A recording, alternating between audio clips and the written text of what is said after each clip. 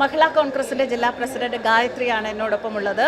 ഇവിടെ ആരോട് നമ്മൾ കോൺഗ്രസിൻ്റെ ഈ വിജയത്തെക്കുറിച്ച് അതായത് ഒരു ചരിത്ര വിജയം തന്നെയാണ്, ഒരു മടങ്ങി വരവ്, അത് അന്തസ്സായിട്ട് തന്നെ മടങ്ങി വരികയാണ്. അപ്പോൾ ആരോട് ചോദിച്ചാലും അവരെല്ലാവരും ആദ്യം ഈ വിജയം അർപ്പിക്കുന്നത് ശ്രീ ഉമ്മൻചാണ്ടിയുടെ പാദങ്ങളിലാണ്.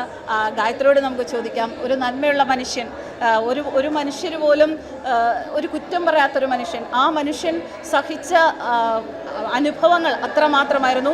അതിൽ ഒരു പരിധി വരെ, ഒരളവ് വരെ പിണറായി സർക്കാരിനും പങ്കുണ്ടായിരുന്നു.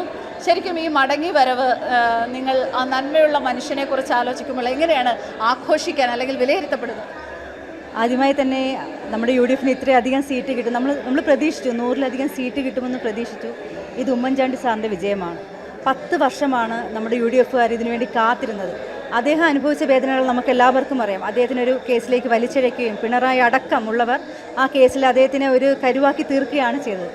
തീർച്ചയായിട്ടും ഈ വിജയം ഉമ്മൻചാണ്ടി സാറിൻ്റെ വിജയമാണ്. നമ്മൾ കണ്ടല്ലോ, നിങ്ങൾ ഫ്ലെക്സ് ഇവിടെ ഉയർത്തിയത് അദ്ദേഹത്തിൻ്റെ വിജയമാണ്. അതുകൊണ്ട് UDFുകാർ വളരെയധികം സന്തോഷമാണ്. അദ്ദേഹത്തിൻ്റെ കാൽക്കൽ നമ്മൾ ഈ ഒരു വിജയം സമർപ്പിച്ചുകൊണ്ട് നമ്മൾ ആഘോഷിക്കുകയാണ്. ഓരോ കോൺഗ്രസ് പ്രവർത്തകനും മനസ്സിൽ ഇനിയിപ്പോൾ ഒരു സന്ദേശം അല്ലെങ്കിൽ ഒരു പാഠം വേണം. കാരണം പിണറായി സർക്കാർ എന്ന് പറയുന്നത് ഒരു മനുഷ്യർ പോലും, ഒരാൾ പോലും, ഒരു കൊച്ചുകുട്ടി പോലും അതൊരു നല്ല ഭരണമായിരുന്നെന്നോ അല്ലെങ്കിൽ അവിടെ ഒരു മനുഷ്യത്വം ഉണ്ടായിരുന്നെന്നോ പറയുകയില്ല.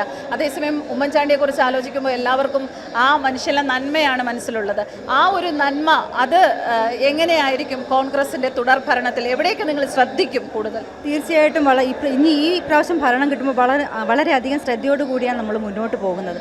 കഴിഞ്ഞ കാലഘട്ടത്തിൽ ഈ പറയുമ്പോൾ നമ്മൾ പറയാൻ പാടില്ല എങ്കിൽ കൂടി പറയണം, സരിത എസ് നായർ അടക്കം ഇങ്ങനെയുള്ള വിവാദങ്ങളിലേക്ക് നമ്മൾ പോവുകയും അതുകൊണ്ട് വനിതകളെ വളരെയധികം ശ്രദ്ധയോടുകൂടി ഈ ഒരു ഭരണം നമ്മൾ കാഴ്ചവെക്കുകയുള്ളൂ, മുന്നോട്ട് കൊണ്ടുപോകുള്ളൂ. നമ്മളെല്ലാവരും കണ്ടു, ആശാ വർക്കർമാർ എത്ര കാലമാണ് സെക്രട്ടേറിയറ്റിന് നടയിൽ ആ വനിതകളെ അവിടെ മഴയത്തും വെയിലത്തും നിർത്തി എല്ലാവരും കണ്ടതാണ്. ആ വനിതകളുടെ ദുഃഖങ്ങൾ കണ്ടതാണ്.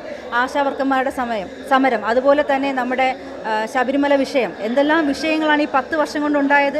അപ്പോൾ വനിതകൾ എഴുതിയ വിധിയാണിത്. വനിതകൾ എല്ലാവരും ഒന്നടങ്കം എഴുതിയ വിധിയാണ്, പിണറായിക്കെതിരെ എഴുതിയ വിധിയാണ്. അതിൽ വളരെയധികം നമ്മൾ സന്തോഷിക്കുകയാണ്. 10 വർഷം നമ്മൾ പ്രതിപക്ഷത്തിരുന്ന് അറിയാം, സമരമുഖങ്ങൾ, സെക്രട്ടേറിയറ്റിൻ്റെ മുന്നിലുള്ള സമരമുഖങ്ങൾ, വനിതകൾക്ക് വേണ്ടിയുള്ള, മഹിളാ കോൺഗ്രസ് ആണെങ്കിലും ഡെയിലി സമരങ്ങൾ തന്നെയായിരുന്നു. പക്ഷേ നമുക്കെല്ലാവർക്കും വളരെയധികം സന്തോഷമുണ്ട്. ഒന്നും കൂടെ ഞങ്ങൾ പറയുകയാണ്, ഈ വിജയം ഉമ്മൻചാണ്ടി സാറിനെ നമ്മൾ കാൽക്കൽ സമർപ്പിക്കുകയാണ്. സ്ത്രീകൾക്ക് വേണ്ടി ഒരു മഹിളാ പ്രതിനിധി കൂടി ആവുമ്പോൾ സ്ത്രീകൾക്ക് വേണ്ടി ഒരുപാട് കാര്യങ്ങൾ ചെയ്യുമെന്ന് ഗായത്രി പറയുകയുണ്ടായി.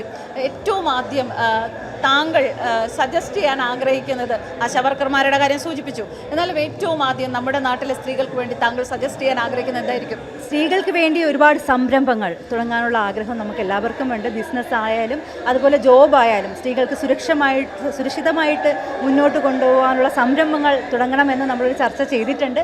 അത് മുന്നോട്ട് വന്നാൽ ഒരുപാട് കാര്യങ്ങൾ, ഇപ്പോൾ നമ്മുടെ 5 ഗ്യാരണ്ടികൾ ഇവിടെ പറഞ്ഞല്ലോ. അപ്പോൾ സ്ത്രീകൾക്ക് വേണ്ടിയുള്ള ഗ്യാരണ്ടികൾ അതിനകത്ത് പറഞ്ഞിട്ടുണ്ട്. ഒരുപാട് ലോൺസും കാര്യങ്ങളെല്ലാം പറഞ്ഞിട്ടുണ്ട്. അപ്പോൾ ബിസിനസ്സുകളിൽ സ്ത്രീകൾ മുന്നോട്ട് വരണം. അതുമാത്രമല്ല, പൊതുപ്രവർത്തനത്തിന് മുന്നോട്ട് വരണം.